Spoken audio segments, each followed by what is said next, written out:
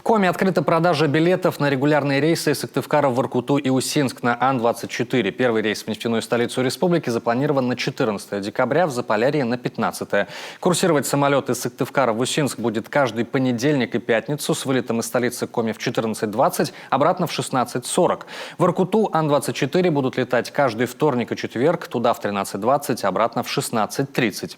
Увеличенное количество рейсов на Ан-24 из Сыктывкара в Усть-Цильму. Такое решение принято перевозчиком по просьбам жителей в связи с высоким спросом на авиаперелеты.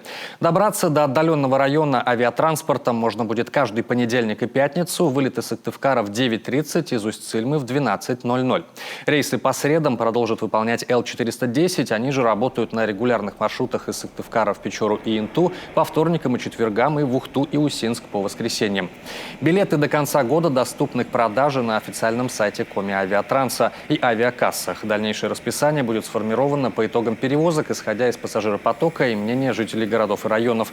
Напомним, ранее глава Коми Владимир Уйба заявлял о значимости восстановления внутрирегиональных авиаперевозок, а также поставки в республику 3 самолетов Ан-24 и 1 Ан-26 для нужд санавиации. На сегодня прибыло уже 2 борта.